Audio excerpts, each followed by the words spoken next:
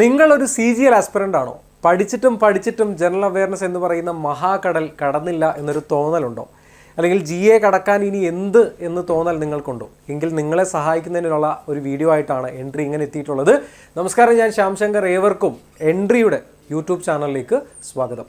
CGL എന്ന് പറയുന്ന കടമ്പ കടക്കണം. അതിനായി നിർണായകമായിട്ടുള്ള കോൺട്രിബ്യൂട്ട് ചെയ്യുന്ന ഒരു മേഖലയാണ് ജനറൽ അവയർനെസ് എന്ന് പറയുന്നത്. സത്യത്തിൽ ഇത് റാങ്ക് ബൂസ്റ്റിംഗ് ആയിട്ടുള്ള ഒരു മേഖല തന്നെയാണ്. കാരണം പാടേറിയിട്ടുള്ള ക്വാണ്ടിറ്റേറ്റീവ് ആപ്റ്റിറ്റ്യൂഡും ചിന്തിക്കാനുള്ള റീസണിങ്ങും അതുപോലെ തന്നെ മിസ്റ്റേക്കുകൾ വരാറുള്ള ഗ്രാമറുമല്ല. ഇതിൽ കാര്യം അറിഞ്ഞു കഴിഞ്ഞാൽ വളരെ എളുപ്പത്തിൽ സ്കോർ ചെയ്യാൻ പറ്റുന്ന ഒരു മേഖലയാണ് ജനറൽ അവയർനെസ്. ഈ ജനറൽ അവയർനെസ്സിന് നിങ്ങൾ തയ്യാറാവുമ്പോൾ ലാസ്റ്റ് 30 മിനിറ്റ്സിൽ 30 ഡേയ്സിൽ നിങ്ങൾക്ക് ഉറപ്പായിട്ടും ചെയ്യേണ്ട കാര്യങ്ങളുമായിട്ടാണ് എൻട്രി ഇങ്ങനെ എത്തിയിട്ടുള്ളത്. ശ്രദ്ധിക്കുക, അടുത്ത ഒരു 10-15 മിനിറ്റ് ശ്രദ്ധിച്ചു കഴിഞ്ഞാൽ നിങ്ങളുടെ മാർക്ക് എന്ന് പറയുന്നത് 1-2 മാർക്ക് അല്ലെങ്കിൽ 1-2 ചോദ്യങ്ങൾ നിങ്ങൾക്ക് ഉറപ്പായിട്ടും ഇപ്പോൾ അറ്റംപ്റ്റ് ചെയ്യുന്നതിനേക്കാൾ കൂടുതൽ ചെയ്യാനായിട്ട് സാധിക്കും. അപ്പോൾ GA എന്ന് പറയുന്ന കടൽ കടക്കാൻ ആദ്യമേ നിങ്ങൾ ഇപ്പോൾ ഉള്ള അവസ്ഥ ഇതാണ്, അല്ലേ? നമുക്കൊരു വശത്ത് ജനറൽ അവയർനെസ് എന്ന് പറയുന്നൊരു മേഖലയിൽ സോഷ്യൽ സയൻസ് എന്ന് പറയുന്നൊരു മേഖല അവിടെയുണ്ട്, ജനറൽ സയൻസ് എന്ന് പറയുന്നൊരു മേഖല അവിടെയുണ്ട്, കറണ്ട് അഫയേഴ്സ് ഉണ്ട്. മൊത്തം ഒരു പുകയാണ്, അല്ലേ? അപ്പോൾ നമ്മൾ എന്ത് ചെയ്യും? പല ഉദ്യോഗാർത്ഥികളും എൻട്രിയോട് കമ്മ്യൂണിക്കേറ്റ് ചെയ്യുന്ന സമയത്ത് നമ്മളോട് പറഞ്ഞൊരു കാര്യം GK അങ്ങനെ എന്ത് ചെയ്യും എന്നുള്ള രീതിയിലുള്ളൊരു സംശയമാണ്. അപ്പോൾ കൃത്യമായിട്ട് 30 ഡേയ്സിൽ നമുക്ക് ഷോർട്ടായിട്ട് കാര്യങ്ങൾ ചെയ്യാൻ പറ്റുന്ന കാര്യങ്ങളാണ് ഡിസ്കസ് ചെയ്യുന്നത്. കാര്യം ഈ വീഡിയോ അവസാനം കഴിഞ്ഞ് നിങ്ങൾ CGL ടയർ 1 കഴിഞ്ഞ് കഴിഞ്ഞാൽ ഇങ്ങനെ ആയിരിക്കില്ല. നമുക്ക് ഈ വീഡിയോൻ്റെ അവസാനം നിങ്ങൾക്കുണ്ടാകുന്ന മുഖം ഞാൻ കാണിച്ചു തരാം. അപ്പം നമുക്കറിയാണ്ട ആദ്യത്തെ കാര്യം ജനറൽ അവയർനെസ് CGLന് എത്രത്തോളം ഇമ്പോർട്ടൻ്റ് ആണ്. ആദ്യത്തെ കാര്യം എന്ന് വെച്ച് കഴിഞ്ഞാൽ 50 മാർക്കാണ് Tier 1 GA എന്ന് പറയുന്നൊരു മേഖല നമ്മൾ കോൺട്രിബ്യൂട്ട് ചെയ്യുന്നത്. അതായത് 25 ചോദ്യങ്ങൾ 2 മാർക്ക് വീതം, അങ്ങനെ മൊത്തം 50 മാർക്ക്.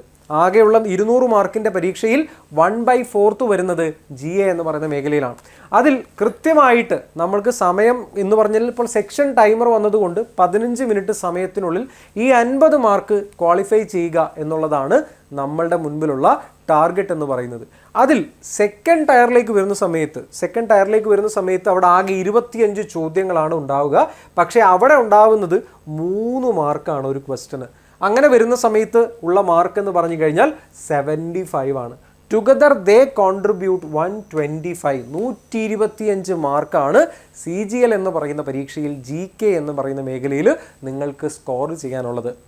ആകെ മൊത്തം 50 ചോദ്യങ്ങൾ, അല്ലേ? 25 ചോദ്യങ്ങൾ ടയർ 1ലും 25 ചോദ്യങ്ങൾ ടയർ 2ലും, 50 ചോദ്യങ്ങൾ 125 മാർക്ക്. അപ്പോൾ ഈ 125 മാർക്കിൽ ടയർ 1ലേക്കാണല്ലോ നമ്മളിപ്പോൾ ഫോക്കസ് കൊടുക്കുന്നത്. അതിൽ നമുക്ക് 20+ എങ്ങനെ അടിക്കാം, Tier 2ലും 20+ എങ്ങനെ അടിക്കാം, ഇതാണ് നമ്മളുടെ ടാർഗറ്റ് എന്ന് പറയുന്നത്. 20+ കിട്ടുന്നത് നമുക്ക് ബോണസാണ്. നമ്മൾ 20 എങ്കിലും എയിം ചെയ്യണം.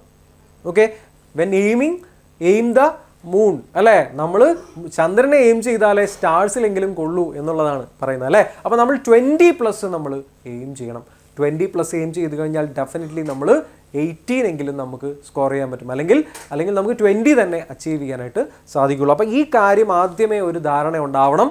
50 മാർക്ക് Tier 1ലും 75 മാർക്ക് Tier 2ലും, ടുഗദർ 125 മാർക്ക്. അങ്ങനെ വെറുതെ ഒരു നത്തോലി ചെറിയ മീനല്ല എന്ന് പറയുന്നത് പോലെ ജനറൽ അവയർനെസ് എന്ന് പറയുന്നൊരു ചെറിയ കടമ്പയല്ല. അപ്പോൾ നമ്മളിത് കടക്കാൻ, അല്ലെങ്കിൽ നമ്മളിതിൽ എന്തൊക്കെയാണ് ഉള്ളത് കൃത്യമായിട്ട് മനസ്സിലാക്കി വയ്ക്കുക. അതായത് 35, 50ൽ Tier 1ൽ 35 കടക്കാൻ കിട്ടാനുള്ള പ്രധാനപ്പെട്ട മേഖലകൾ ഇതാണ്. സ്റ്റാറ്റിക് GK എന്ന് പറയുന്നത് പരമപ്രധാനപ്പെട്ട ഒരു മേഖലയാണ്. ജനറൽ സയൻസ് ഉണ്ട് നമുക്ക്, അതുപോലെ തന്നെ ഇന്ത്യൻ പോളിറ്റി ഉണ്ട്, നമ്മുടെ ഹിസ്റ്ററി എന്ന് പറയുന്നൊരു മേഖലയുണ്ട്. ഓക്കെ, പിന്നെ അതുപോലെ തന്നെ ജോഗ്രഫി ഉണ്ട്, എക്കണോമി ഉണ്ട്.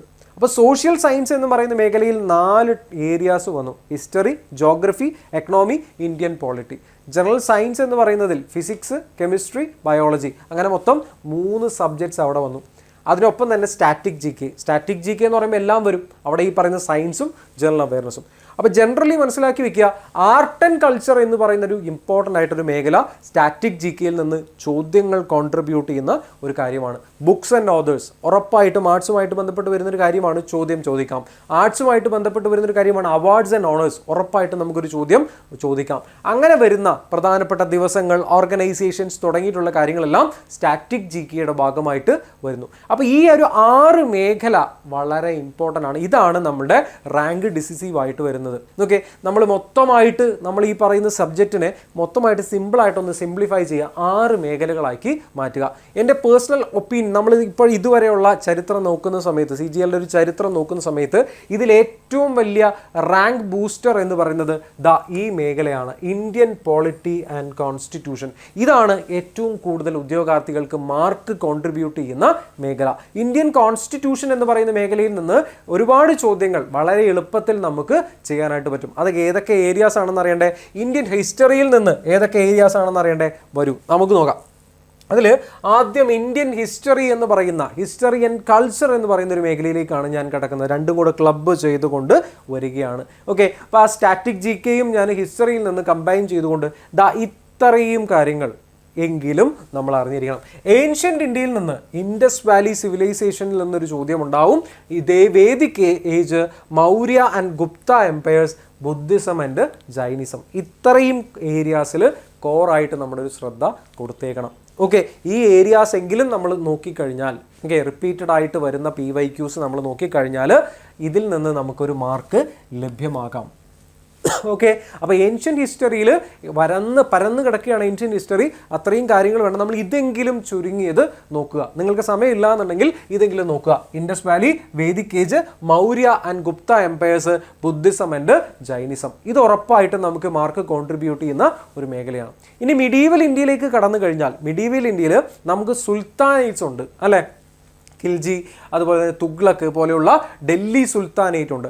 ആ ഡൽഹി സുൽത്താനേറ്റിൽ നിന്ന് മുഗൾസ് തുടങ്ങിയിട്ടുള്ള പ്രധാനപ്പെട്ട ആ ഒരു മിഡീവൽ പീരീഡിൽ നിന്നൊരു ചോദ്യം ഉറപ്പായിട്ടും ലഭിക്കും. ഡൽഹി സുൽത്താനേറ്റും മുഗൾസിൽ നിന്നും ഒരു ചോദ്യം ചോദിക്കും. കോയിനുകൾ, പല കോയിനുകൾ ഇൻട്രൊഡ്യൂസ് ചെയ്തത് ആരാണ്? അല്ലെങ്കിൽ ഈ പറയുന്ന അക്ബറിൻ്റെ സമയത്ത് മിലിറ്ററിയുടെ പേരെന്തായിരുന്നു? ഓക്കെ, ജൈനിബ്ദാർ, അങ്ങനെയുള്ള ടങ്ക എന്ന് പറയുന്നത് ആര് കൊണ്ടുവന്നു? അത്തരത്തിലുള്ള ഏരിയാസ് വരുന്നത് മിഡീവൽ പീരീഡ് എന്നുള്ള ചോദ്യമാണ് കൂടുതലായിട്ട് കണ്ടത്. ഏൻഷ്യൻ ഇന്ത്യയിൽ നമ്മൾ പറയുന്നത് ധോളവീര എന്തിനു പേര് കേട്ട സ്ഥലമാണ്? ഹാരപ്പൻ സൈറ്റാണ്, അല്ലെങ്കിൽ മറ്റേ മൊഹൻജദാരോ സൈറ്റാണ്. അങ്ങനെയുള്ള കാര്യങ്ങളൊക്കെ ഇവിടെ നിന്ന് ചോദ്യം വരാറുണ്ട്.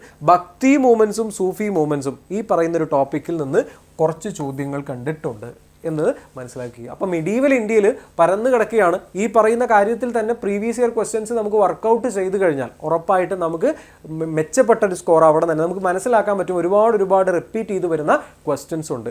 ഓക്കെ, ഇനി മോഡേൺ ഇന്ത്യയിലേക്ക് കടന്നു കഴിഞ്ഞാൽ 1857 എന്ന് പറയുന്ന റിവോൾട്ടിന് ഇമ്പോർട്ടൻസ് കൂടുതലാണ്. അതിൽ നിന്ന് ചോദ്യങ്ങൾ കൂടുതലായിട്ട് കണ്ടുവരുന്നുണ്ട്.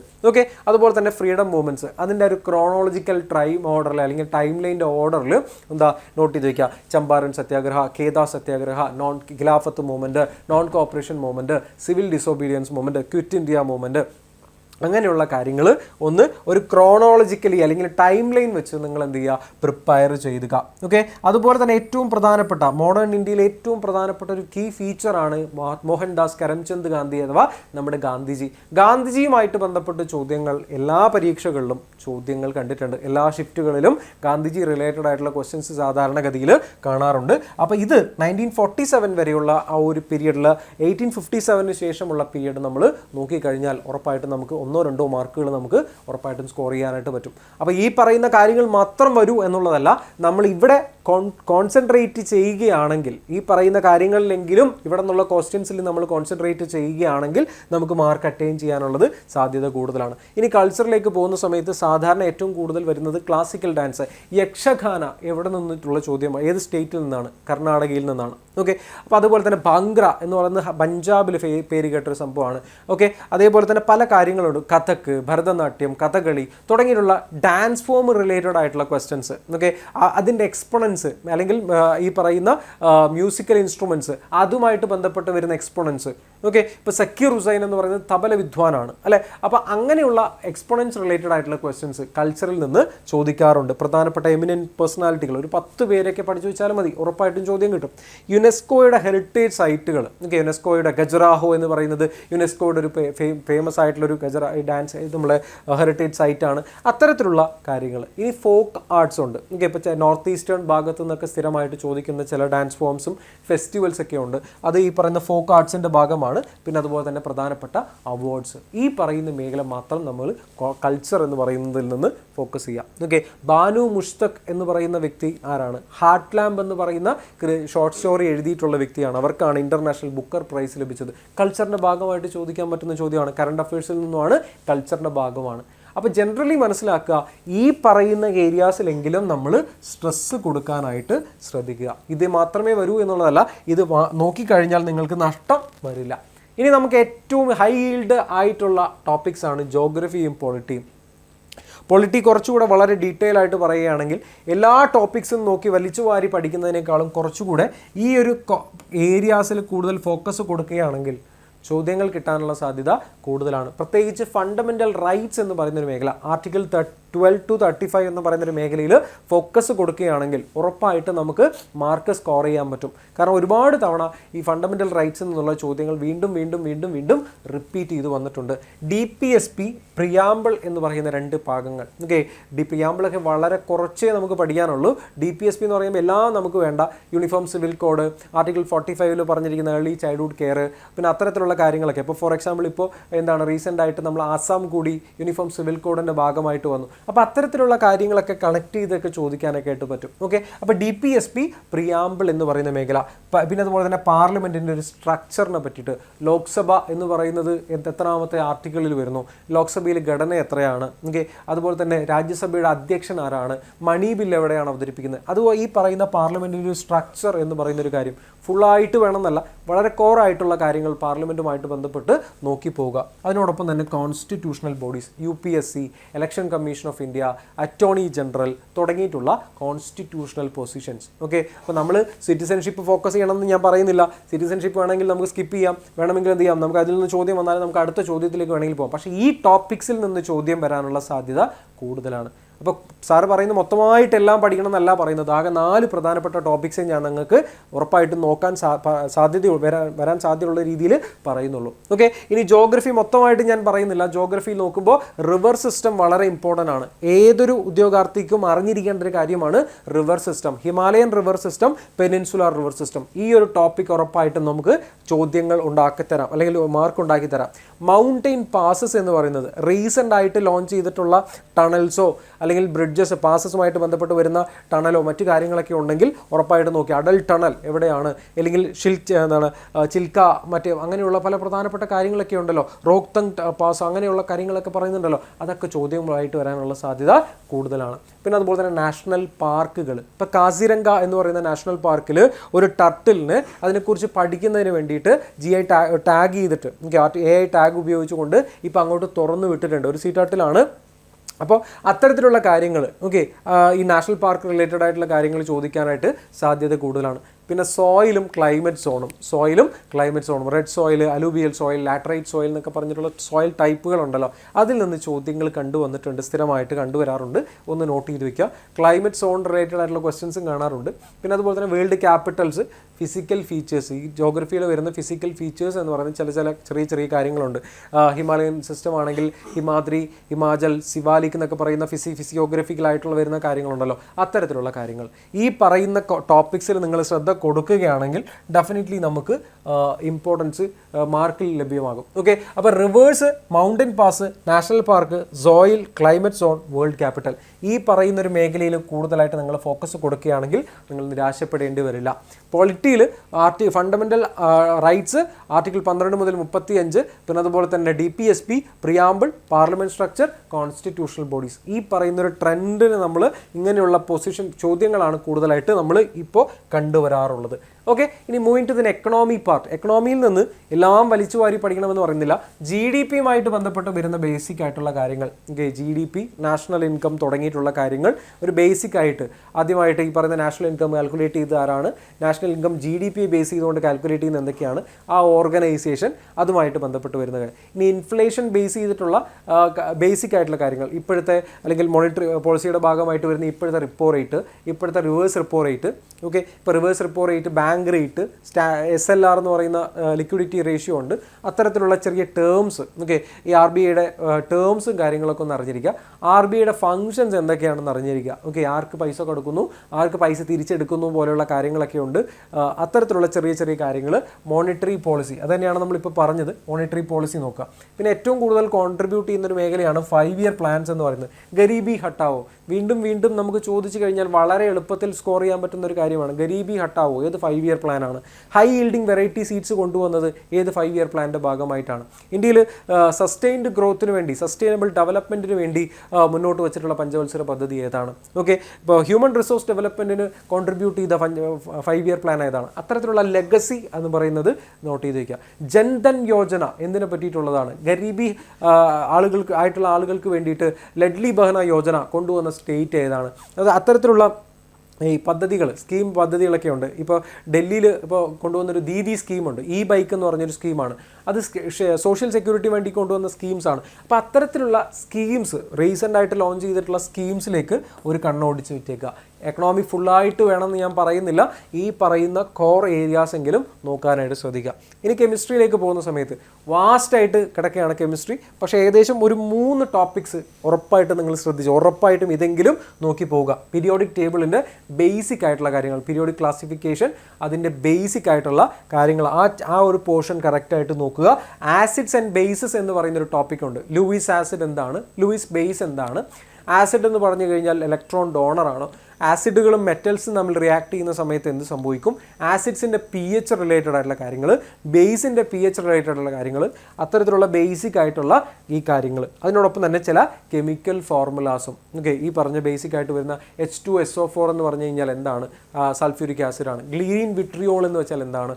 ബ്ലൂ വിട്രിയോൾ എന്ന് പറഞ്ഞാൽ എന്തൊക്കെയാണ്? അത്തരത്തിലുള്ള ബേസിക് ആയിട്ടുള്ള ഫോർമുലാസും നെയിംസും ആ കോമ്പൗണ്ട്സിൻ്റെ പേരും കാര്യങ്ങളും നോട്ട് ചെയ്ത് വയ്ക്കുക. അപ്പം മിനിമം നമ്മൾ പീരിയോഡിക് ക്ലാസിഫിക്കേഷനിൽ ഒരു ശ്രദ്ധ പോകണം, ആസിഡ്സ് ആൻഡ് ബേസിലേക്ക് ഒരു ശ്രദ്ധ പോകണം. ഇനി അതിനോടൊപ്പം തന്നെ ഫിസിക്സിലേക്ക് വന്നു കഴിഞ്ഞാൽ ഈ കോർ ടോപ്പിക്സ് 3 ഏരിയാസിലേക്ക് കൂടുതൽ ഫോക്കസ് കൊടുക്കുക.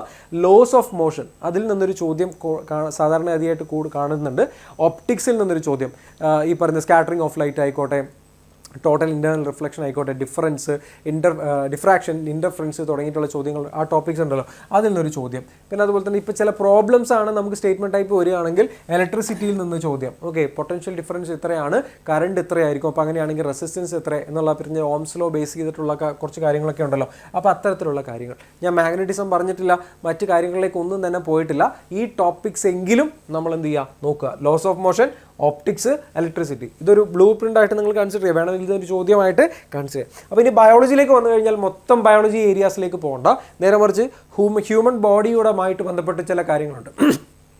ഇപ്പോൾ ലിവറിൻ്റെ കാര്യങ്ങൾ, ഹാർട്ടിൻ്റെ കാര്യങ്ങൾ, ബ്രെയിൻ എന്താണ്, സെറിബെല്ലം എന്താണ്, മെഡുല്ല ഒബ്ലിംഗേറ്റ അതിൻ്റെ പ്രത്യേകത എന്താണ്, വെയിൻസ് എന്താണ്, അത്തരത്തിലുള്ള ബേസിക് ആയിട്ടുള്ള ഹ്യൂമൻ ബോഡി റിലേറ്റഡ് ആയിട്ടുള്ള കാര്യങ്ങൾ.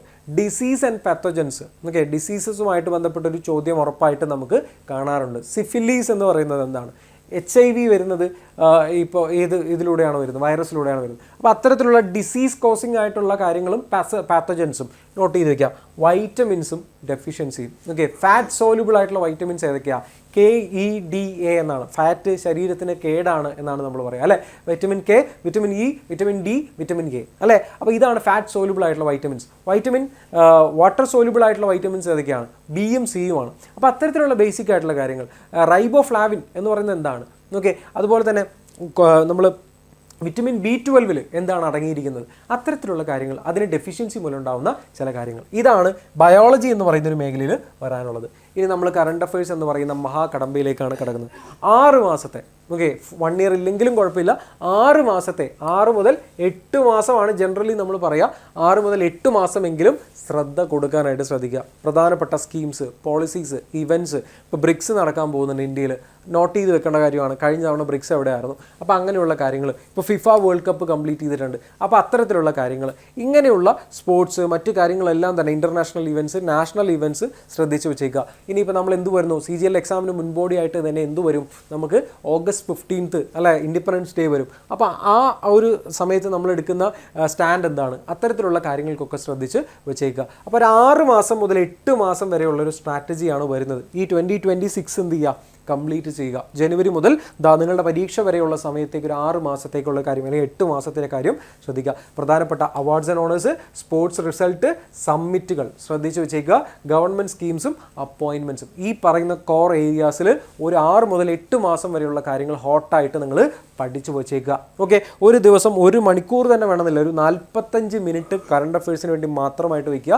പേപ്പർ വായിക്കുക, പ്രധാനപ്പെട്ട പോയിന്റ്സ് നോട്ട് ഡൗൺ ചെയ്യുക. ഓക്കെ, ഇത് ഉറപ്പായിട്ട് നിങ്ങൾക്ക് ഗുണം ചെയ്യും. ഇനി അങ്ങോട്ടുള്ള ദിവസങ്ങളിൽ വളരെ ഇതൊന്ന് എഫക്റ്റീവായിട്ട് യൂട്ടിലൈസ് ചെയ്ത് കഴിഞ്ഞാൽ ഡെഫിനറ്റ്ലി നമുക്ക് എന്ത് ചെയ്യാൻ പറ്റും, മാർക്ക് എയിം ചെയ്യാൻ പറ്റും. ഇനി നിങ്ങൾക്ക് വേണ്ടി പഠിക്കാനുള്ള 2 പ്രധാനപ്പെട്ട ടിപ്പ് കൂടെ നമുക്ക് പറയാനുള്ളൂ. അതായത് ഒരു 3 സ്റ്റെപ്പ് സ്റ്റഡി പ്രോസസ്സാണ് നമുക്ക് പറയുന്നത്. സ്റ്റെപ്പ് 1 എന്ന് പറഞ്ഞു കഴിഞ്ഞാൽ പഠിക്കുക. ഓക്കെ, ഒരു കാര്യം വ്യക്തമായിട്ട് പഠിക്കുക. അത് രണ്ടാമത്തെ എന്ന് പറഞ്ഞു കഴിഞ്ഞാൽ അത് പ്രാക്ടീസ് ചെയ്യുക. സെക്ഷണൽ ഈ പറയുന്ന സെക്ഷണൽ മോക്കായിട്ടാണെങ്കിലും സബ്ജക്റ്റ് മോക്കായിട്ടാണെങ്കിലും അത് പ്രാക്ടീസ് ചെയ്യുക. അതിനൊപ്പം തന്നെ എന്ത് ചെയ്യുക, അത് റിവൈസ് ചെയ്യുക. ഓക്കെ, ആദ്യത്തെ ദിവസം പഠിക്കുക, 4 ദിവസം കഴിയുമ്പോൾ അത് പ്രാക്ടീസ് ചെയ്യുക, വീണ്ടും 7 ദിവസം കഴിയുമ്പോൾ അത് റിവൈസ് ചെയ്ത് കഴിഞ്ഞാൽ പിന്നെ ഉറപ്പായിട്ടും നമ്മളത് മറക്കില്ല. GA എന്ന് പറയുന്നത് ഈ ഒരു മേഖലയിലൂടെ മാത്രമേ നമുക്ക് ക്വാണ്ടിറ്റേറ്റീവ് ആപ്റ്റിറ്റ്യൂഡിൽ ഫോർമുലാസ് പഠിക്കുന്ന പോലെ നമുക്ക് ഒരിക്കലും ഇത് ചെയ്യാനായിട്ട് പറ്റില്ല. ഇത് ചെയ്തേ നമുക്ക് നിർവാഹമുള്ളൂ. അപ്പോൾ ജനറലി മനസ്സിലാക്കുക കൂട്ടുകാരെ, GA പ്രിപ്പറേഷന് നിങ്ങൾക്ക് വേണ്ടിയിട്ടുള്ള 5 പ്രധാനപ്പെട്ട പ്രാക്ടീസസ് ആണ് നമുക്ക് പറയുന്നത്. ചാപ്റ്റർ വൈസ് നമുക്ക് എന്ത് ചെയ്യാം, റിവൈസ് ചെയ്യാം. ഒപ്റ്റിക്സ് എന്ന് പറയുന്നൊരു ചാപ്റ്റർ എടുത്തു, അത് റിവൈസ് ചെയ്യുക. ഓക്കെ, അതിൽ നിന്ന് ബേസ് ചെയ്തുകൊണ്ട് സബ്ജക്റ്റ്, ആ ഒരു സബ്ജക്റ്റ് നമുക്ക് എന്ത് ചെയ്യാൻ പറ്റും, വേണമെങ്കിൽ ഒരു ദിവസം നമുക്ക് ഫിസിക്സിന് വേണ്ടി മാത്രമായിട്ട് വെക്കാം. എന്നിട്ട് ആ പ്രധാനപ്പെട്ട 3 ടോപ്പിക്സ്, ഒപ്റ്റിക്സ്, ഈ പറയുന്ന electricity, uniform laws of motion തുടങ്ങിയിട്ടുള്ള ഈ പറയുന്ന കാര്യങ്ങൾ നമുക്ക് ഒന്നുകിൽ subject wise chapter wise revise ചെയ്യാം, അല്ലെങ്കിൽ നമുക്ക് സബ്ജക്റ്റ് വൈസ് റിവൈസ് ചെയ്യാം. ഓക്കെ, ഇനി അത് പഠിക്കുന്നതിനോടൊപ്പം തന്നെ നമ്മൾ അതുമായിട്ട് ബന്ധപ്പെട്ട് പ്രീവിയസ് ഇയർ പേപ്പേഴ്സ് സോൾവ് ചെയ്യുക. പ്രീവിയസ് ഇയർ പേപ്പേഴ്സ് സോൾവ് ചെയ്യാൻ ഫുള്ളായിട്ട് നിങ്ങൾ ഇരിക്കണമെന്നില്ലെങ്കിൽ എന്ത് ചെയ്യുക, നിങ്ങൾ സെക്ഷണൽ മോക്കുകൾ എടുക്കുക. ഓക്കെ, ആ ഒരു പ്രധാനപ്പെട്ട മേഖലയിൽ നിന്നുള്ള സെക്ഷൻ, ഓക്കെ, ചാപ്റ്റർ വൈസ് മോക്കുകൾ അല്ലെങ്കിൽ സബ്ജക്റ്റ് വൈസ് മോക്കുകൾ നിങ്ങൾ ചെയ്യുക. GK വൈസ് സെക്ഷൻ മോക്കുകൾ ചെയ്യുക. എന്നിട്ട് എന്ത് ചെയ്യുക, നമ്മുടെ പെർസെൻറ്റൈൽ എന്ന് പറയുന്നത് ഇമ്പ്രൂവ് ചെയ്തുകൊണ്ടേയിരിക്കുക. ഓക്കെ, ഇനി അതുപോലെ തന്നെ ഏറ്റവും അവസാനമായിട്ട് പ്രധാനപ്പെട്ട ഒരു വീക്ക്ലി എന്താണ്, ഒരു 3 to 4 ഫുൾ മോക്ക് ടെസ്റ്റ് നമ്മൾ കംപ്ലീറ്റ് ആയിട്ട് ചെയ്യുക. ഓക്കെ, സെക്ഷണൽ മോക്കുകളും ചെയ്യണം, ഫുൾ മോക്ക് ടെസ്റ്റുകളും ചെയ്യണം, അതിനോടൊപ്പം തന്നെ പ്രീവിയസ് ഇയർ പേപ്പേഴ്സ് നമ്മൾ ചെയ്യണം. ഓക്കെ, അപ്പോൾ ചെയ്യേണ്ട റിവിഷൻ പ്രക്രിയ എന്ന് പറയുന്നത് ഇങ്ങനെയാണ്. ചാപ്റ്റർ വൈസ് നമ്മൾ റിവൈസ് ചെയ്യുക, അതിനുശേഷം സബ്ജക്റ്റ് വൈസ് റിവിഷൻ എങ്ങനെയാണെന്ന് വെച്ച് കഴിഞ്ഞാൽ നിങ്ങളുടെ കൺവീനിയൻ്റ് ആയിട്ട് ചെയ്യുക. അതിനോടൊപ്പം തന്നെ ക്വസ്റ്റ്യൻസ്, പ്രീവിയസ് ഇയർ ക്വസ്റ്റ്യൻസ് എന്നൊരു ചോദ്യം എന്നുള്ള രീതിയിൽ ചെയ്യുക. അത് സെക്ഷണൽ മോക്കിലൂടെ നമുക്ക് ലഭ്യമാകും. അതുപോലെ തന്നെ ഫുൾ മോക്ക് ടെസ്റ്റുകളും ചെയ്യുക. ഈ 5 റിവിഷൻ സ്റ്റെപ്പ് ചെയ്ത് കഴിഞ്ഞാൽ നിങ്ങൾക്ക് വളരെ എളുപ്പത്തിൽ നമുക്ക് എന്ത് ചെയ്യാൻ പറ്റും, GK ഓർത്ത് വയ്ക്കാനായിട്ട് പറ്റും. ഇത് നിങ്ങൾക്ക് വേണ്ടി പഠിക്കാനുള്ള ഒരു 4 വീക്ക് സ്ട്രാറ്റജിയാണ് നമ്മൾ വയ്ക്കുന്നത്. ഫസ്റ്റ് വീക്ക് നിങ്ങൾ എന്ത് ചെയ്യുക, നിങ്ങളൊന്ന് ട്രൈ ചെയ്ത് നോക്കുക. ഫസ്റ്റ് വീക്ക് ഹിസ്റ്ററിയും കൾച്ചറും അതുപോലെ തന്നെ എന്താണ് 50 PYQസും അതുമായിട്ട് റിലേറ്റഡ് ആയിട്ടുള്ള കാര്യങ്ങൾ നിങ്ങൾ കവർ ചെയ്യാനായിട്ട് ശ്രദ്ധിക്കുക. ഫസ്റ്റത്തെ വീക്ക് ഹിസ്റ്ററിയും കൾച്ചറും ഫുള്ളായിട്ട് നിങ്ങൾ നോക്കുക. ഇനി സെക്കൻഡ് വീക്കിലേക്ക് കിടക്കുന്ന സമയത്ത് ജോഗ്രഫിയും പൊളിറ്റിക്കും ഇമ്പോർട്ടൻസ് കൊടുക്കുക. സെക്കൻഡ് വീക്കിൽ ജോഗ്രഫി, പൊളിറ്റിക്സ്, അത് ജോഗ്രഫി പഠിക്കുന്ന സമയത്ത് മാപ്പുകളൊക്കെ വെച്ച് പഠിക്കുക. പൊളിറ്റി പഠിക്കുന്ന സമയത്ത് ആർട്ടിക്കിൾസും അമെൻമെൻറ്റ്സും കോൺസ്റ്റിറ്റ്യൂഷൻ ബോഡീസും അതിൻ്റെ MCQs ഒക്കെ നമ്മൾ വർക്കൗട്ട് ചെയ്യുക. ഇതാണ് സെക്കൻഡ് വീക്കിൽ ചെയ്യേണ്ട കാര്യം. ഒരു തേർഡ് വീക്കിലേക്ക് കിടക്കുന്ന സമയത്ത് എക്കണോമിയും സയൻസും അങ്ങോട്ട് റിവൈസ് ചെയ്യുക. ഓക്കെ, എക്കണോമിയും സയൻസും റിവൈസ് ചെയ്യാം. സ്കീംസ്, നമ്മുടെ ടോപ്പിക്സ്, NCERT ടോപ്പിക്സ് പോലുള്ള കാര്യങ്ങളൊക്കെ ടോപ്പിക് വൈസ് ടെസ്റ്റുകൾ നമ്മൾ ചെയ്യുക. ഇനി ഫൈനൽ സ്റ്റേജിലേക്ക് വരുന്ന സമയത്ത് 4ാമത്തെ വീക്ക് കറണ്ട് അഫയേഴ്സിന് കൊടുക്കുക. കറണ്ട് അഫയേഴ്സും അതിനോടൊപ്പം തന്നെ ഈ പറയുന്ന മൊത്തമായിട്ടുള്ള റിവിഷനും അങ്ങോട്ട് ചെയ്യുക. അപ്പോൾ 30 ഡേയ്സിൽ, അപ്പോഴും ബാക്കി 2 ദിവസമുണ്ട്, 4 ആഴ്ച കൊണ്ട് എന്താണ് 28 ദിവസമേ ആവുന്നുള്ളൂ. ബാക്കി 2 ദിവസമുണ്ട്, ബാക്കി 2 ദിവസം കൊണ്ട് ഫുൾ റിവിഷൻ അങ്ങോട്ട് ചെയ്യുക. അപ്പോൾ ഇതൊന്ന് പരീക്ഷിച്ച് നോക്കുക. 30 ഡേയ്സിനുള്ളിൽ നിങ്ങൾ ഈ പറയുന്ന GK എന്ന് പറയുന്നത് നിങ്ങൾക്ക് മാസ്റ്റർ ആവാൻ പറ്റും. ഈ ടോപ്പിക്സ് എങ്കിലും നിങ്ങൾ നോക്കിയിട്ട് പോവുകയാണെങ്കിൽ ഡെഫിനറ്റ്ലി നിങ്ങൾക്ക് ഈ പറയുന്ന ഈ ഹാപ്പി ഫേസ് നിങ്ങൾക്ക് CGL Tier 1 കഴിയുന്ന സമയത്ത് ഉണ്ടാവും. ഓക്കെ, അപ്പോൾ നമ്മൾ വിഷാദമായിട്ടിരിക്കേണ്ട.